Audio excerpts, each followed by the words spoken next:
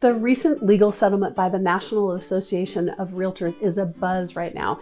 The social media and the press have been having a heyday with over-the-top headlines and sadly, mostly misleading messages on what they think will happen and what's on the horizon for the U.S. real estate market.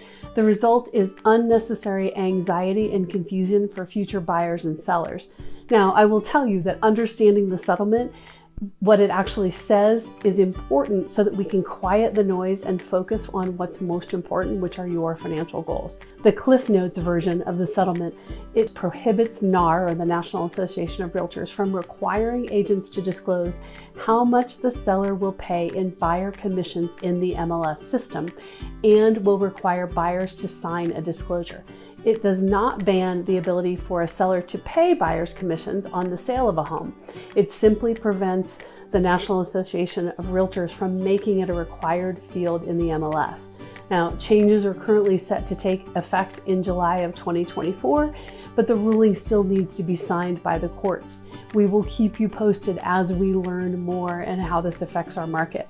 So here's the most important note out of all of this. Please don't believe what you hear on TikTok, the media, or other blogs that are saying first-time homebuyers will no longer be able to buy a home.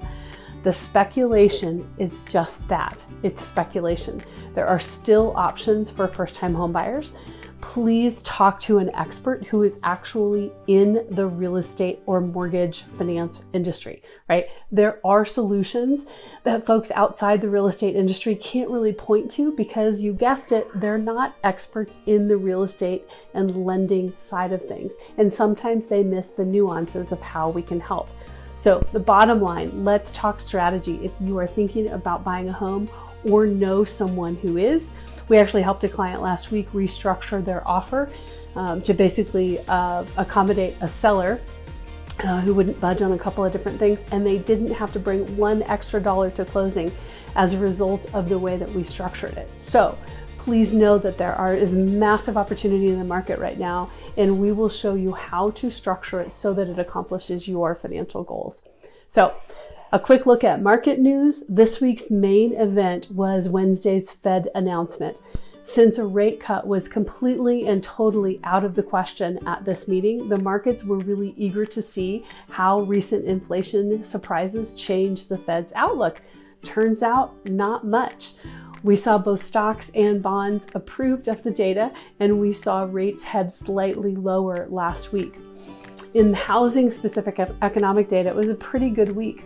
Builder confidence continued to improve, and we saw housing starts beat forecasts to move back above an annual pace of 1.5 million homes started, which is great news. We also saw good news for existing home sales. They moved back above a pace of 4 million for the first time in months. It was also the best monthly improvement we've seen in a year and the second best month since 2020.